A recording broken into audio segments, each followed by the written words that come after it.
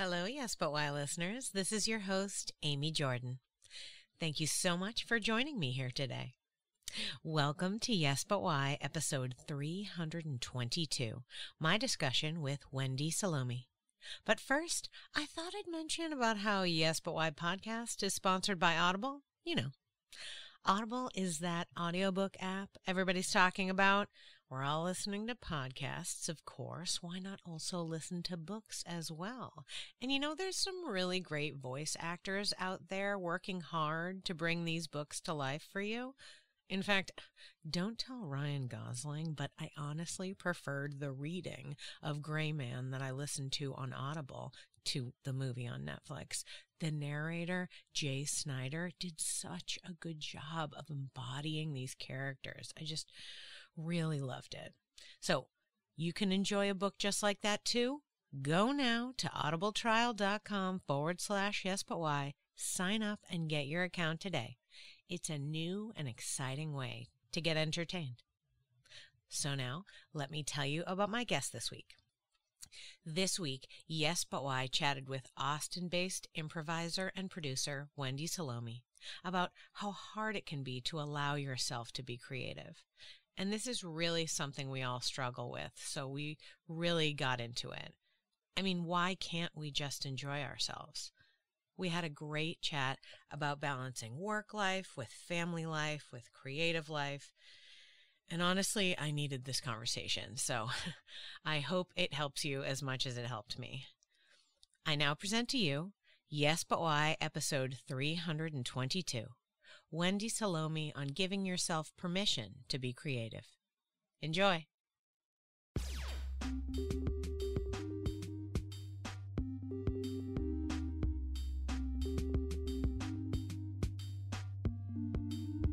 I'm Amy Jordan, and this is Yes But Why. Yes, but why? Yes, but why? Yes, but why? Yes But Why. Yes, but why? Yes, but why? Yes, but why? This is the Yes But Why podcast.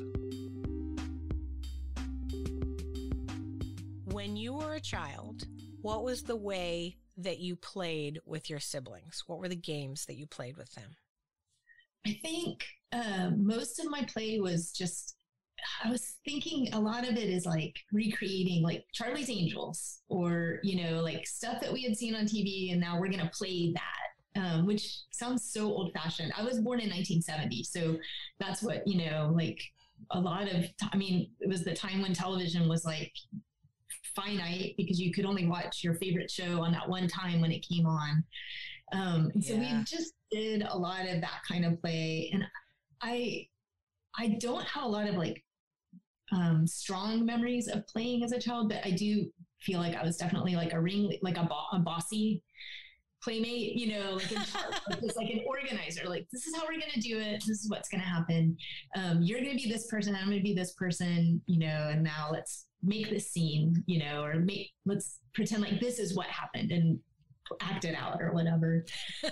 Were you the older sibling? I'm the oldest. And then I had a brother who, he died right before I went to school, but he was, about 16 months younger than me. So we were pretty close. And then a younger sister who's 4 years younger. And so when she came along, then it was even more, you know, like, more, I'm in charge. More people to boss around. So, and it really does sound so old fashioned, but we grew up outside playing on the street, running with friends, a lot of just exploring the neighborhood. And, you know, we were in the suburbs of San Antonio that were quickly growing. So just roaming the new construction and, you know, playing in there, which is so funny now. I'm like, I'm sure that was a liability hazard for everyone involved, but they didn't do that. They didn't care about that back then. No. Liability, schmiability. No one cares. Exactly. I mean, we just had so much fun exploring and playing. So, bike riding and, you know, just a little pack always traveling together. Was it always your brothers and sisters, or did you have like neighborhood friends as well? Neighborhood friends. It was more a group of us that were close in age that would travel together. And we moved, I was born in Fort Worth, and then we lived in New Orleans for a few years when I was really young. but we moved to San Antonio when I was 8. And that, from that point is when we had like the other kids on our cul-de-sac. We were just all like a group, a mob that traveled around together. So we did that. And I read a ton. I was a very avid reader. To the point that I remember getting in trouble a few times, like pretty rarely. I was very much like by the book person, but if I did get in trouble and I got sent to my room, I used to just be like, okay, and I'd go to my room and read. And so at some point my mom told me, like, go to your room and you're not allowed to read.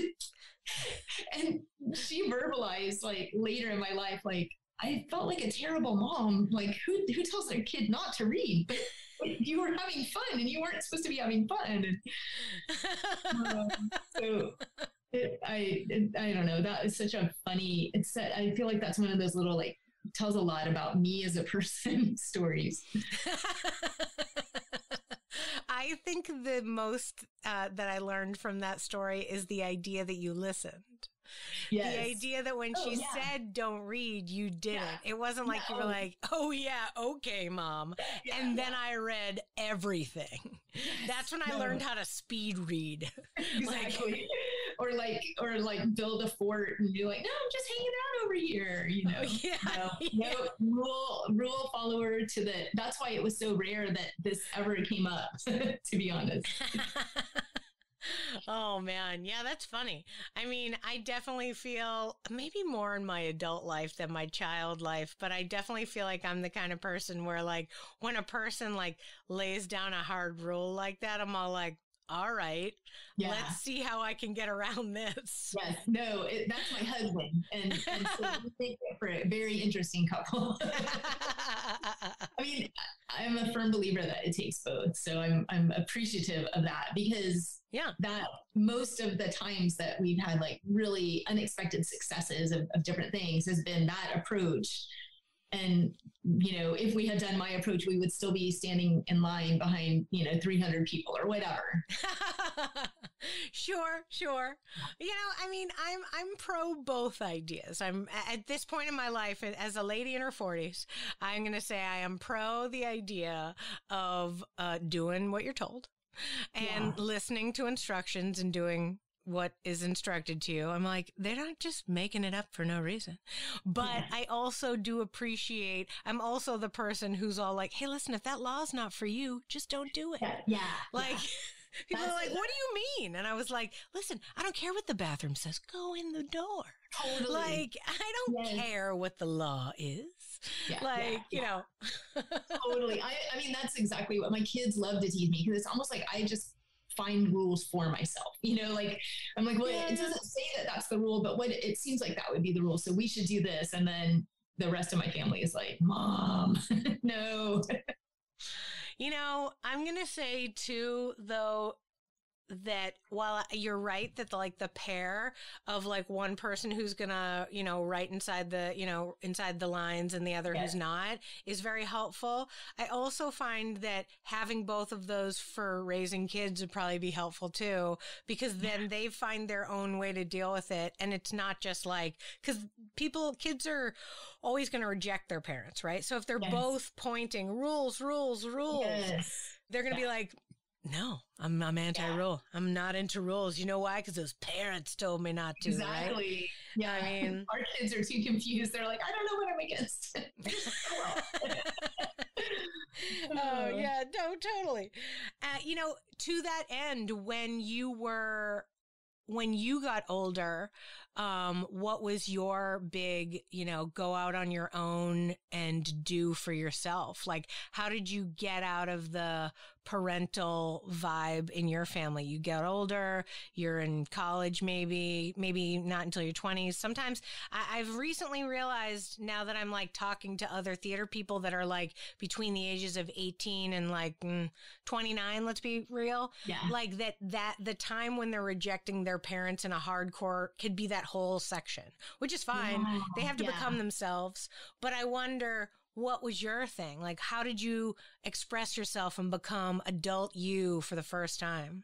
Ooh, that's a really good question, because I feel like college was still very much about, trying to do exactly what my parents wanted and be practical. And I did high school theater, but that was not an option. Like, that's not a job. How are you going to get a job? And I ended up getting a scholarship in the College of Communications, and I was able to major in radio, TV, film at UT. And so even though, like, it's so funny now, because I'm like, really, that's like, it's not like that's that much, I don't know, like, you're not going to have a surefire job coming out with an RTF degree.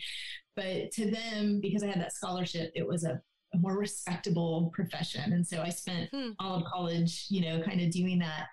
I think I probably just kind of came into my own. It's interesting because when I came into my own would probably be more when I got married and, my husband and I just kind of started our own life.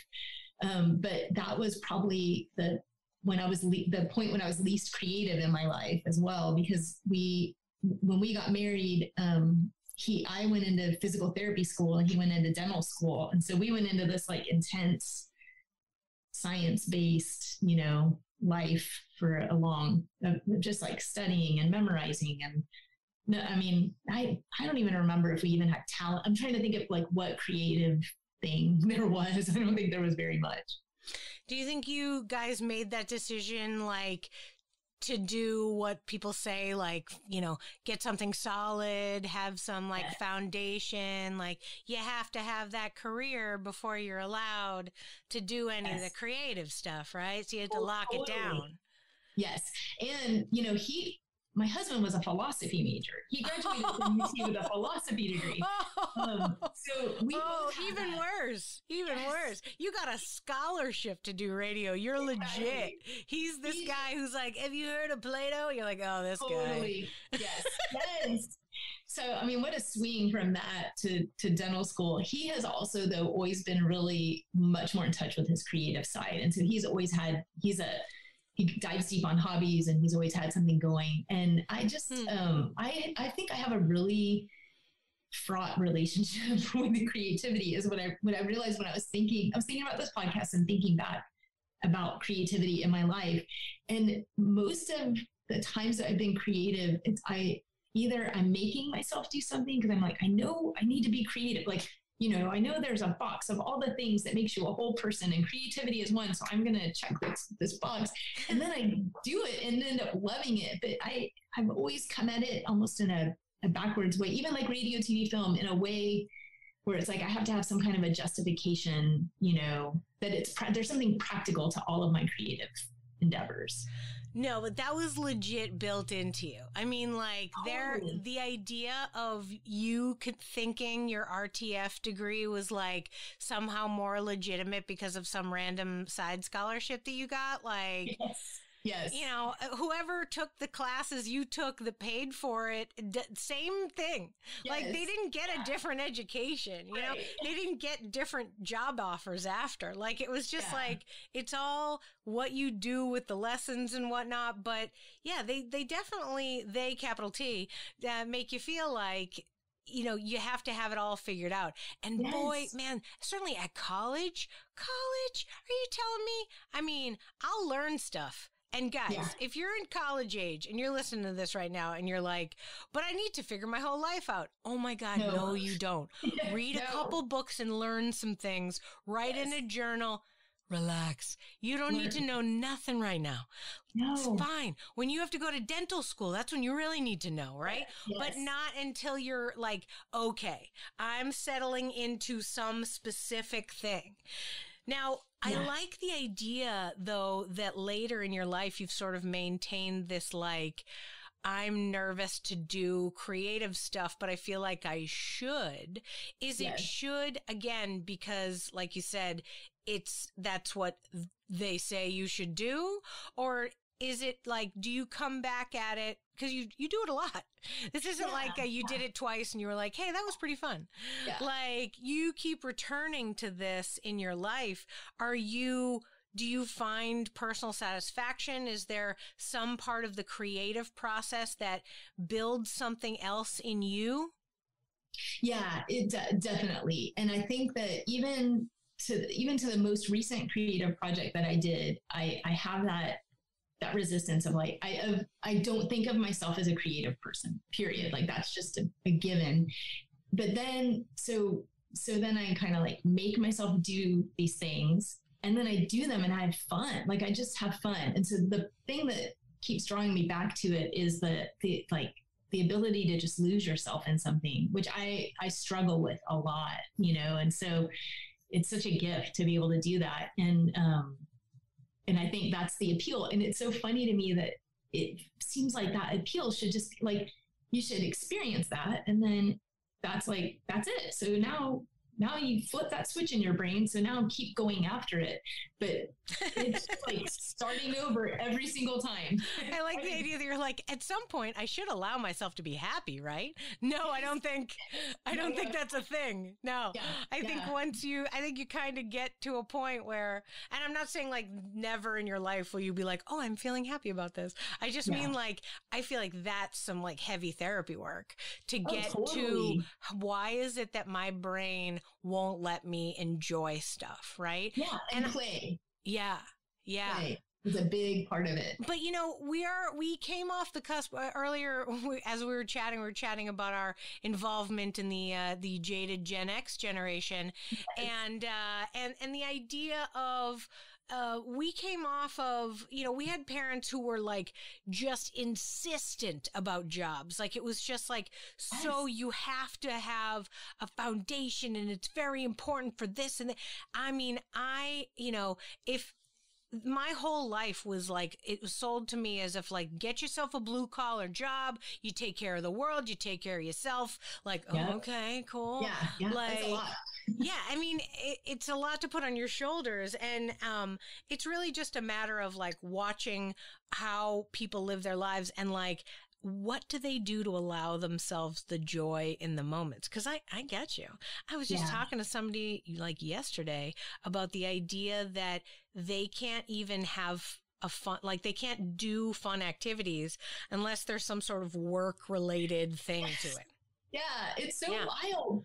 Well, it's funny when you were just talking, something really clicked for me that has never clicked for me before, which is when I did physical therapy, I always did pediatrics. I've always worked with kids, and talk about play. I mean, I worked with birth to 3-year-olds. I was on the floor, literally playing with babies to help them learn to crawl and walk. And it's so funny because all this time I'm like, oh, PT it's not creative. And you're doing this very scientific thing, but actually and I miss it. That's something now that my kids are finally getting settled, I'm thinking about going back into. And it's like, man, just put a kid in front of me and I will play all day long. I just like have a blast. Yeah. Oh, to be honest, that's why I bring up children up top, because I think that children are the natural essence of play, that who you are as a child is a reflection of who you are as an adult if you can only try to embrace the freedom that you had at the time. Yes. There is a moment, and I've seen this in like literal action working summer camps with kids, right?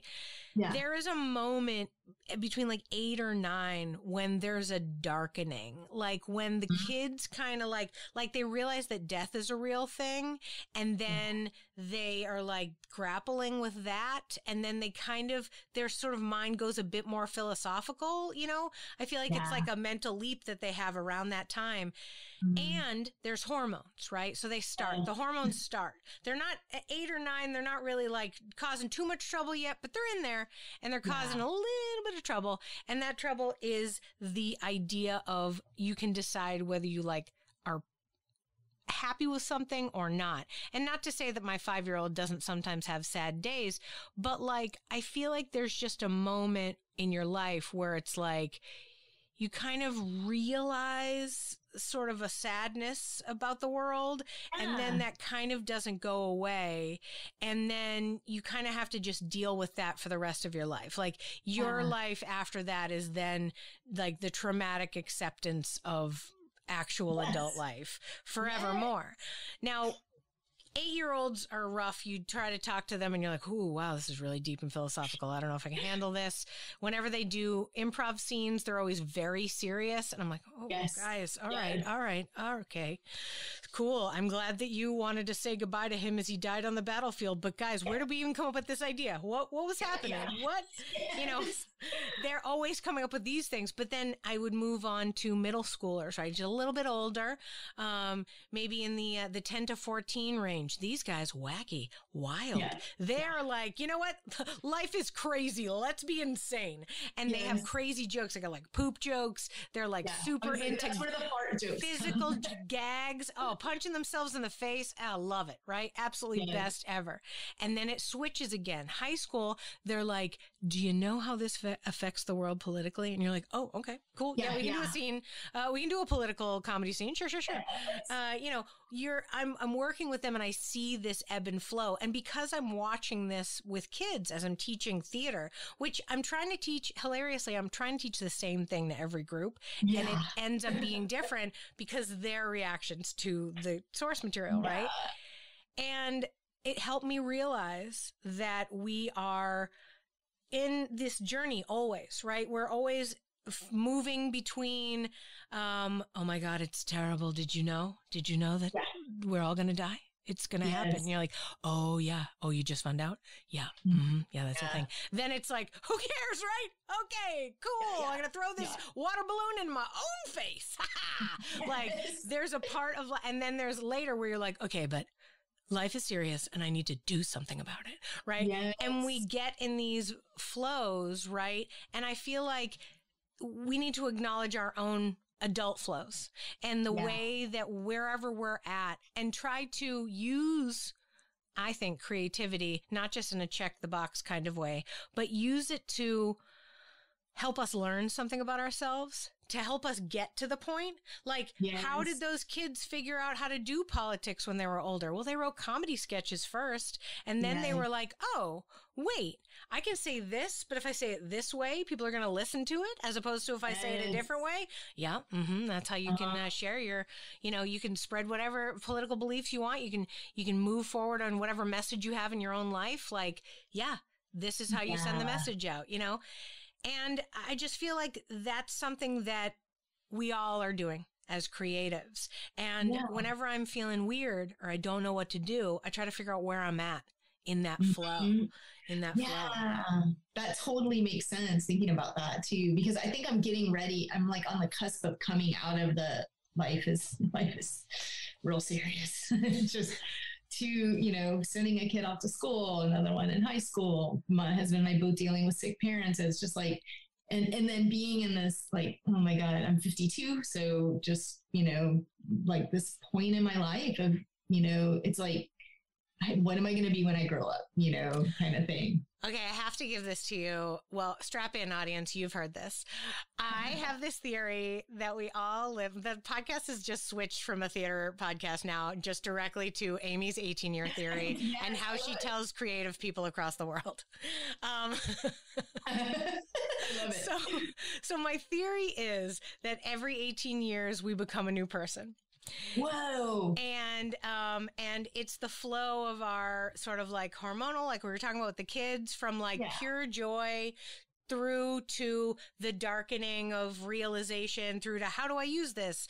Or like, screw this craziness. Okay, now how do I use the craziness? Like there's a flow of that every 18 years for all of us. And the reason being is that 18 years is long enough to live a full life and then to move on from whatever it is that you want to do, right?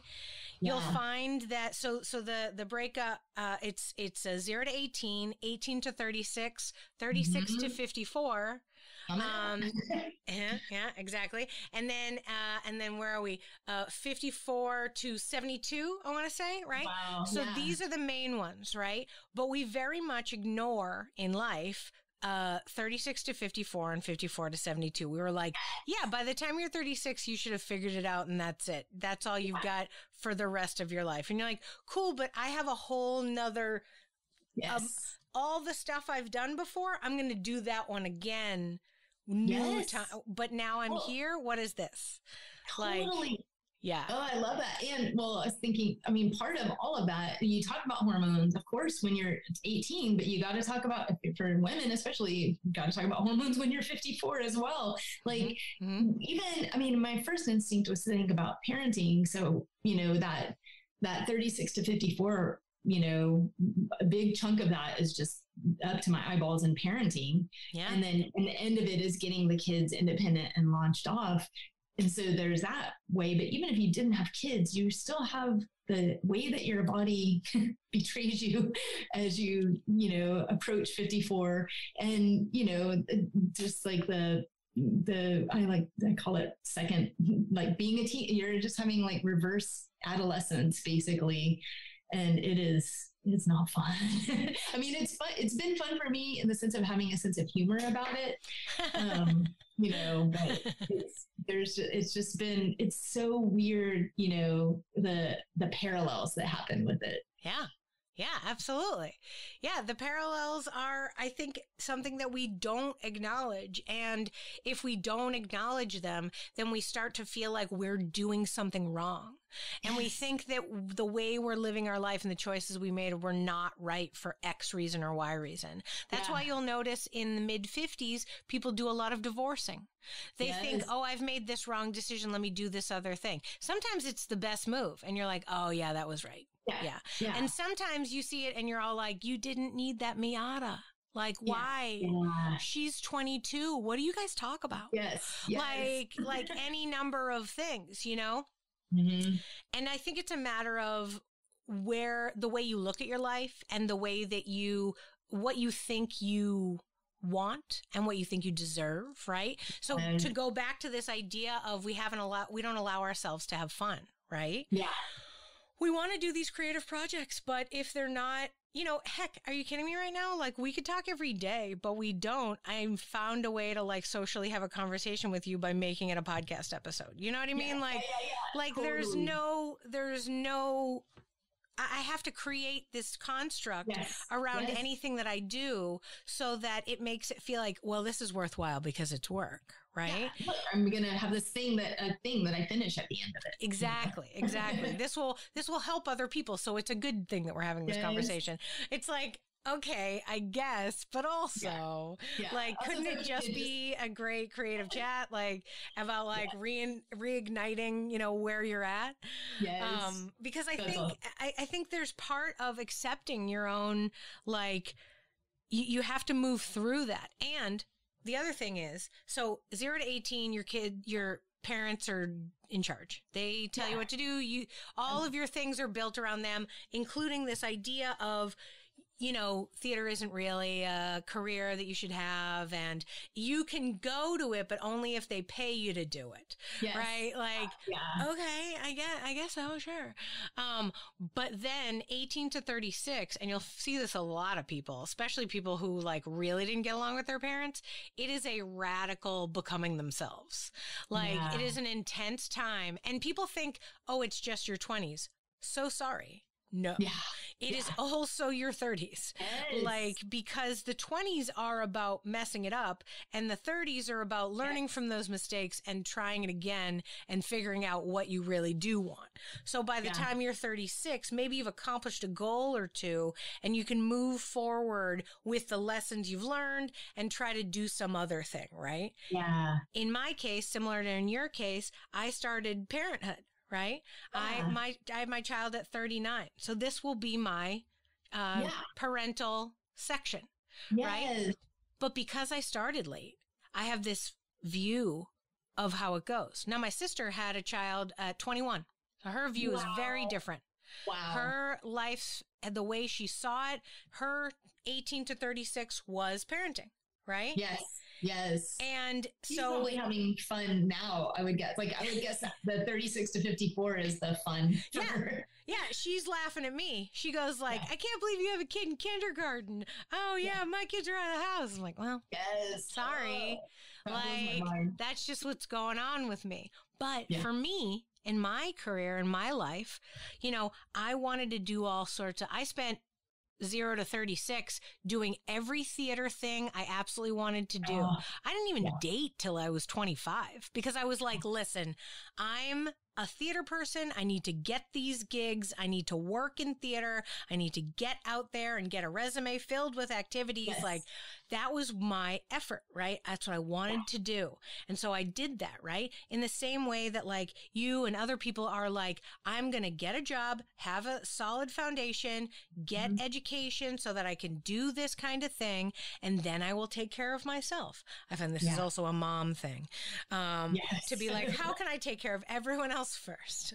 Yes. But now that I'm here, even though I am in parent mode and I am taking care of everybody else while I'm taking care of myself, I feel like I know more about what I need in this moment than if I were a 21-year-old mom, you know? Yeah. Oh my gosh. I can't wrap my brain around it. It's like, it is weird because I think, you know, how much more energy and all of that you would have had doing it then. But I just can't imagine. I feel like I barely could take care of my own self. So just, I mean, I was an intense 20-something. You don't want to hand me a child in any way.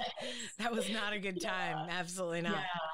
Oh man, that's a really cool theory. I like that a lot. I had not heard that before, and it makes a lot of sense actually. Well, at this point I feel like there's internet record of me saying it so many times that it's pretty much my theory. It's your thing. I need to write it into a book just so it exists. Because for me, it started out as a way for myself to process how I was flowing, and then I realized it was helpful to tell other people because I want people to feel comfortable in their own flow. Like, for instance, right now, you're right at the end of your cycle, which means it's almost like you're like a 17-year-old trying to decide where to go to college at this point. Like you're in that point in your mind. Yeah. You know, so this is really funny because my son, he'll turn 17 in October. So I'm realizing that we're going to be like I think he'll be 18. I think that we'll be pretty close, like to the 18 and the 54, you know, or whatever. But I am really dabbling with going back to school, and I love teasing him that we should look at colleges together and like, you know, where are you going to go? And wouldn't it be funny if I went to the same school you went to? And, you know, he thinks it's hilarious, but like, I don't know. I love when something fits into a box now. Like, does it make sense? This is why I want to go back to school. Cause I'm a 17-year-old in this. I mean, it makes total sense. This is when people change their careers. This is when people change their whole lives. This is when people are like, you know what? I want to live in Montana. You know, like they just go. I mean, I don't know how many friends you have who have made a big change like that, but I feel like I have a lot. Lots. You know what I mean? Where it's all like, oh, really? They're not married anymore?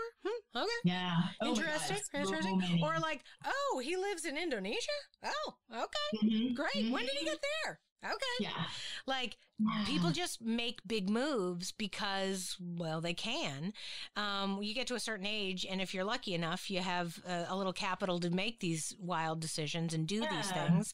And, you know, that way, my other thing to bring it up, to sort of tie it in a bow with the creativity idea, is that, you know, you might be at a point right now where it's like, starting new projects isn't really where my mind's at. I need to get myself settled in the next part of my journey. And then once you're settled, maybe you'll do another thing. Who knows? And I like the idea that you're like, oh, I want to go back to working with kids because, like, you know, you've done theater with kids. You know how fun that can be. Yeah. You know, it's a solid thing to get into, you know, and to use both the things that you really love and by the way, it's work. But like, so tell me, you know, you mentioned how much you liked, you know, when you were working with the little kids. And as I mentioned, you have done theater with kids.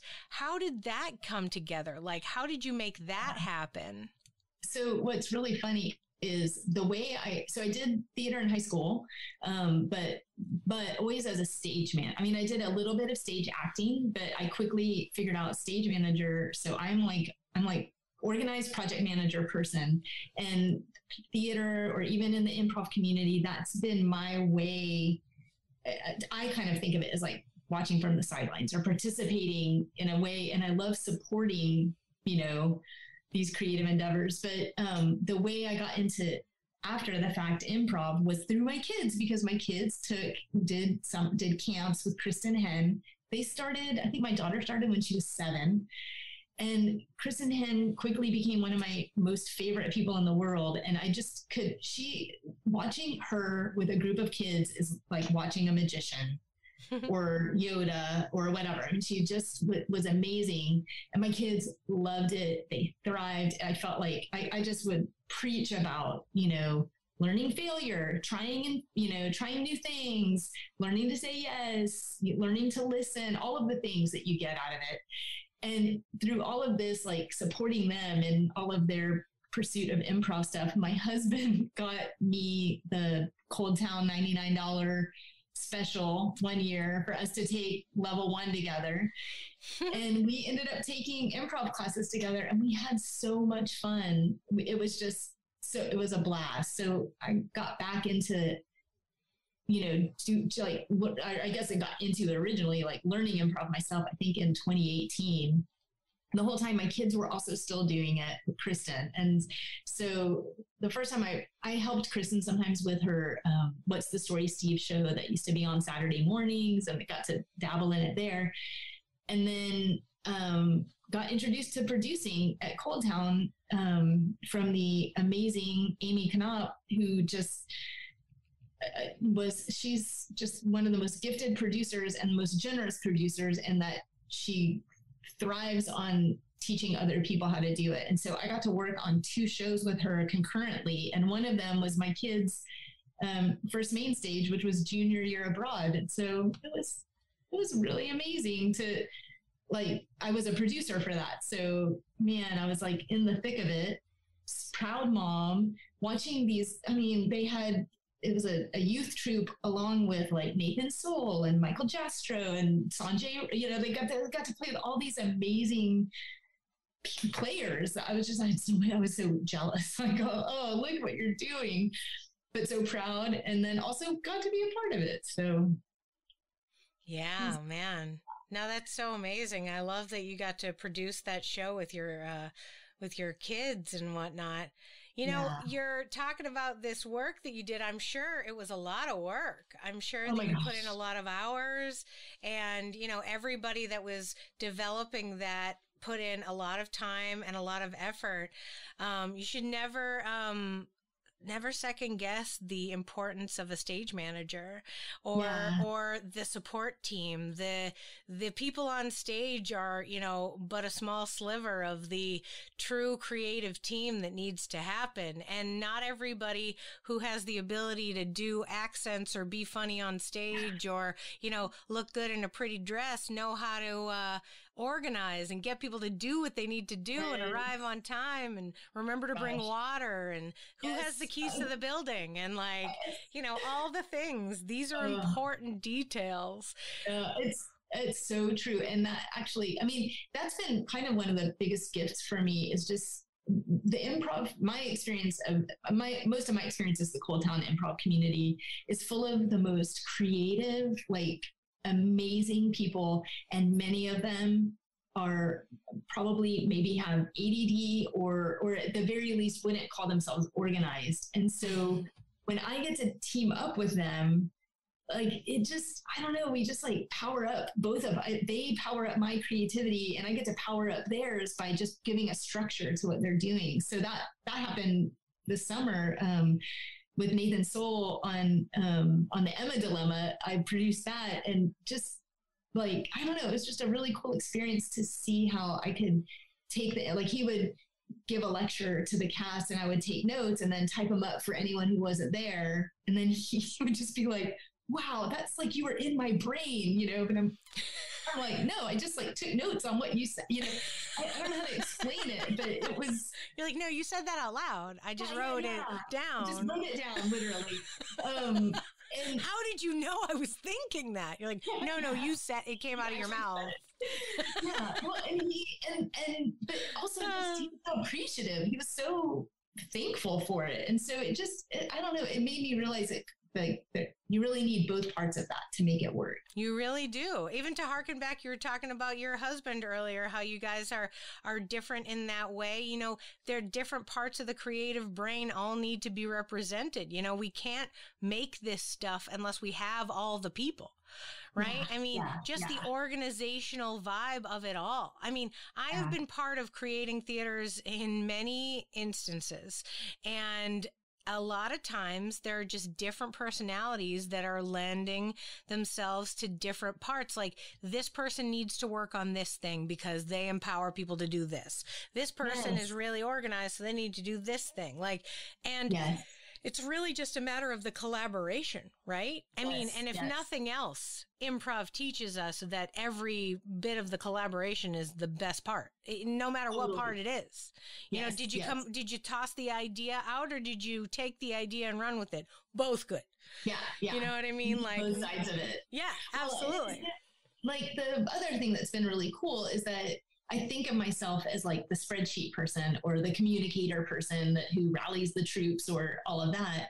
But by being immersed in these projects, you know, I still get, like, Nathan put me in the show, in the actual Emma Dilemma show, of the shows, and me telling him, you don't have to put me in. You have so many talented people, you know, I just love that about him. He nurtures that creativity in all of us. And he was one of my kids' first coaches. And so I'm in awe of his skill as a director and a supportive player. And so it's just a real gift to be able to, like, to feel successful in this, like, more production side of things, but also get to stick my toes in the playing side of things and be just 100% supported beyond belief. Yeah. It's also nice, too, that you get to support somebody that you're so creatively excited by as well. I mean, apparently it has been established he was over the moon to have your help. Like, he couldn't believe that your brain worked the way that it did. So he's as enchanted with your skills as you are with his. It was really funny coming out of the pandemic. So I did those two shows that I was describing where I was able to produce. It was Junior Year Abroad and My Own Worst Enemy. They were both smashing successes. It was phenomenal. And those both closed like mid-February 2020. So they closed, and concurrently, I was the chief of staff for Coldtowne Theater. So I was working, I was kind of the organizer of all of that kind of, all the projects, really, you know, I'm almost like a project manager, just making sure stuff was getting done and keeping track of it. And we kept on through the pandemic, but it got to, I'd say, I think it was about October where I just couldn't do it anymore. It was really, it was just kind of a devastating loss. I was so glad that they kept going, but I just didn't have a place in it anymore. I was like really lost. And I kind of thought, like, that's it. I thought it was a cool phase of my life, and I'm glad I did it. And Nathan reached out to me in April of this year and, like, can we meet for coffee? I have a project I want to talk to you about. And we sat down and he described what he was going to do. And he was like, and I want you to work on it with me. And I said, no. He looked at me like I threw cold water in his face. And then I did this, like, oh, wait. I was like, yes, Anne. Yes, that's right. I'm not supposed to say no. That's not, you taught me that. Yes.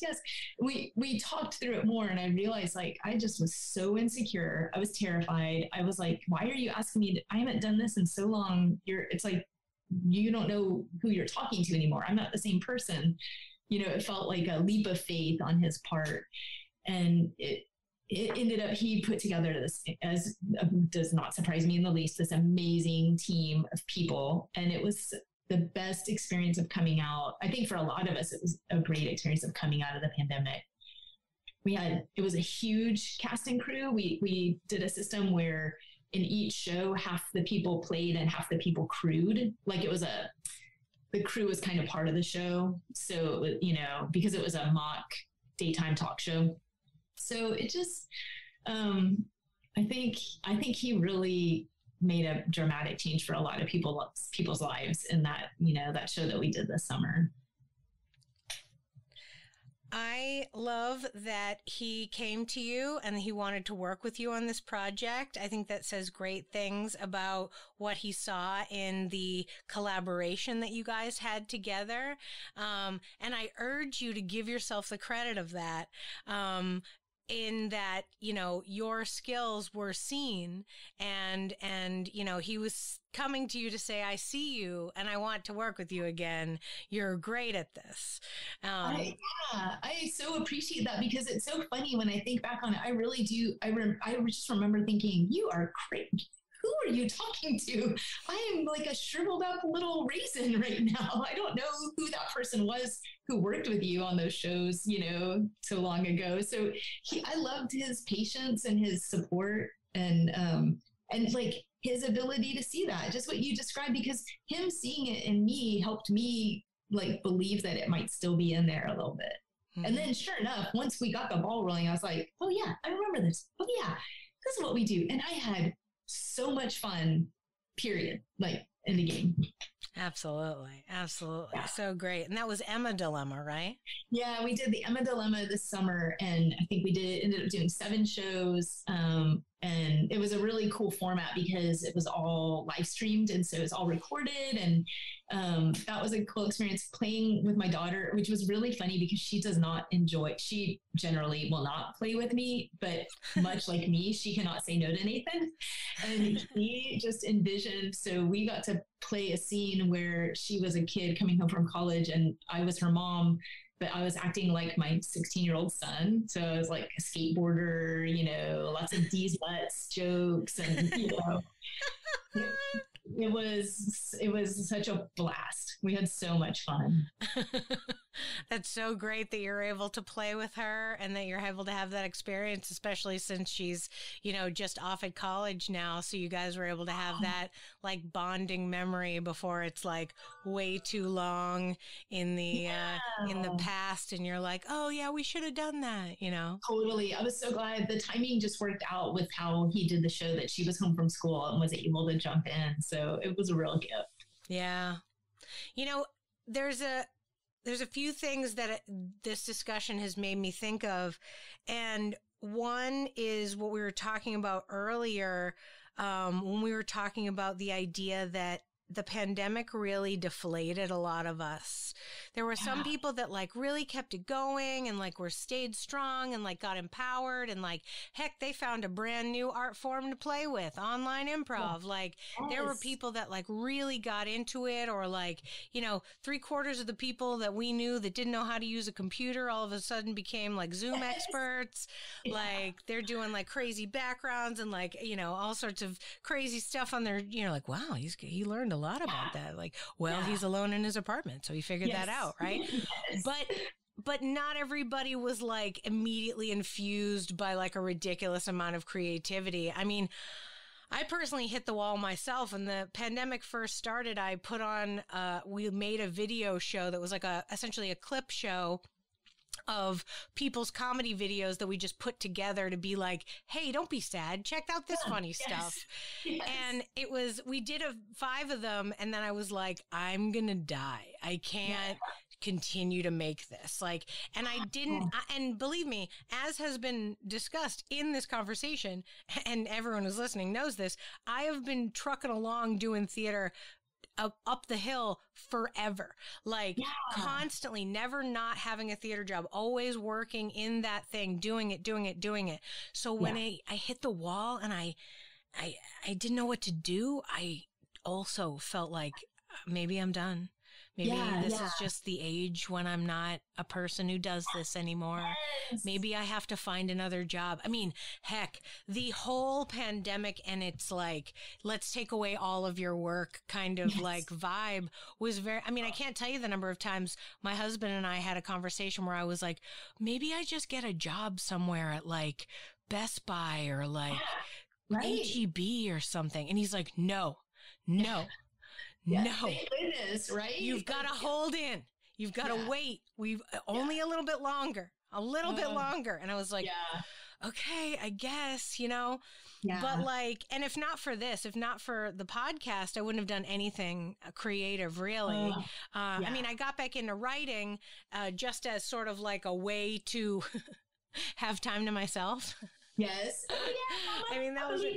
Yeah, it was like, I'm in my house all day long with my husband and my child. What can I do? Hey, let's find a time when I'm going to lock myself in the office and no one can come in because Mama's working on a project. Like, yeah, that was, but I mean, at first I didn't. Oh my God. I was just sitting there like, what am I writing right now? I don't know. Yeah. Now I've finally got something 2 years later. I finally like, oh, okay, this is an actual thing I'm working on.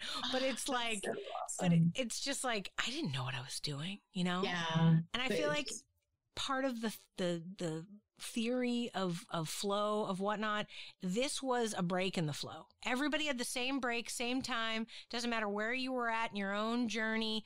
This was shutdown time.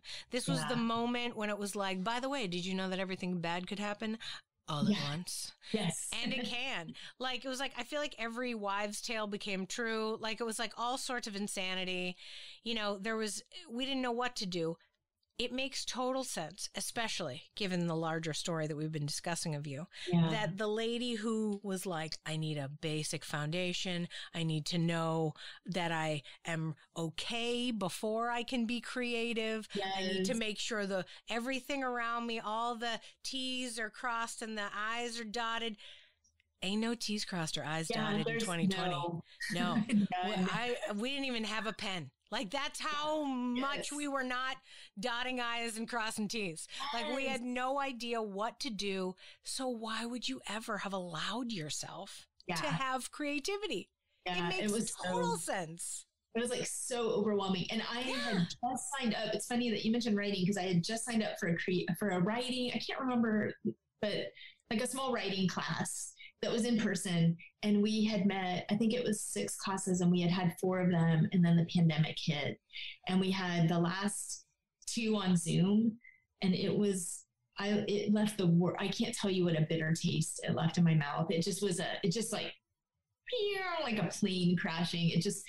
I hated Zoom. I hated trying to, that's when we were all trying to figure out how it even worked, and it was brand new.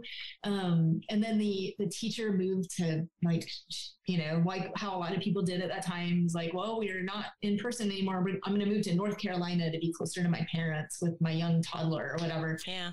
I totally appreciated, but I was like, you're leaving me. And so that was another, I had all these reasons to have to close what felt like to just close that door and just be pissed. Like, that's not going to work anymore. Yeah.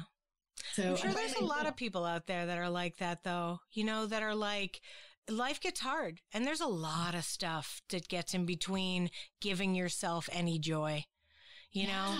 Yeah. Well, and it just finally, I took an online writing class in the spring, an introduction to personal narrative. And that was the first, I think that opened the door to me to even think about improv again. It's just like, all right, this is fun. I like dabbling in this stuff. So yeah, it's hard to get to the place, and I know that it is difficult. If you had advice for someone who was like having, hitting that wall, because I feel like once you got to Emma Dilemma, you sort of made it through that pandemic. Like, I guess it's over now. It was like, okay, well, it's not over now. I might not do this full time again. I might not be running the theater. I might do something else, but I can do it. And I can do it when I feel like it. And I can do it when it suits me, or when the project is something that I'm interested in. How did you get to the mental place to allow yourself to do it?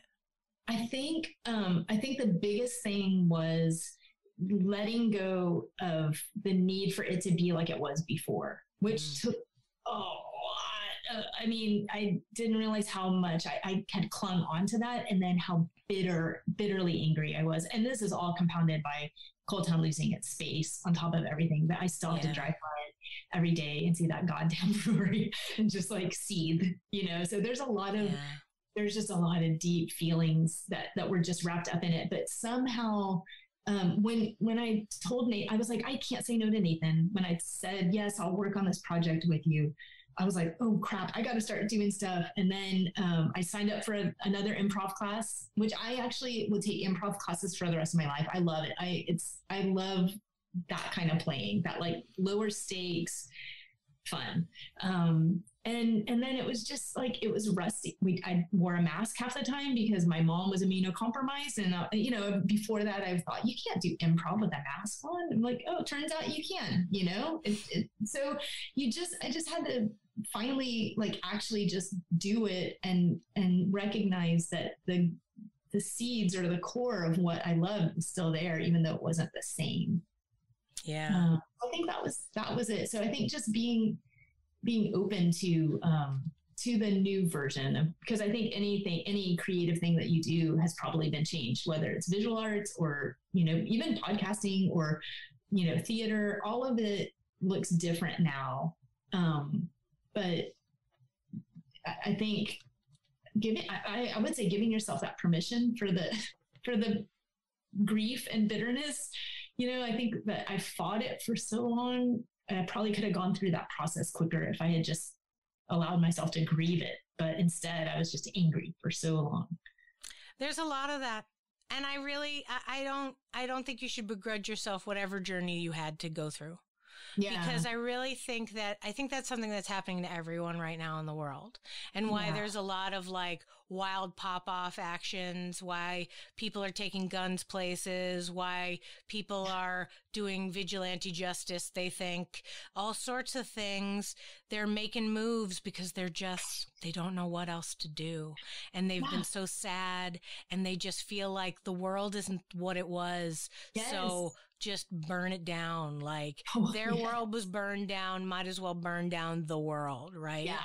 And it's really hard. It's really hard. I feel like even you saying like the world was not the same, but I have to adjust. I have to move into whatever the next bit is and enjoy it for what it is in the new. That also, I truly believe, is the lesson of the transition for you in the cycle. Like, and all of us, right? Like this is a messed up one. My 36 transition, when things first got crazy, was when TNM crumbled. I was in charge of the theater. And then it exploded. Wow. That was what happened to me at the end of my last cycle. And my whole world was gone. It was totally no longer very similar in the way that it was like, and yet almost very similar. As everything went down, people are like, how do we fix this, Amy? And I'm like, I don't know. I don't know what to do. And to be totally honest with you and with the audience, really, I haven't really done real improv since then. I've blamed it on having the kid because it's an easy blame. Yes. And he's real cute, so no one's mad, right? Right. But that's it. It's because I'm in that place. I'm in that angry, yucky place where everything, I'm so glad I've met all these wonderful people online to do improv, this whole wide journey of, where we're at and meeting new people. And honestly, finding out improv is way bigger than I ever thought it was, right?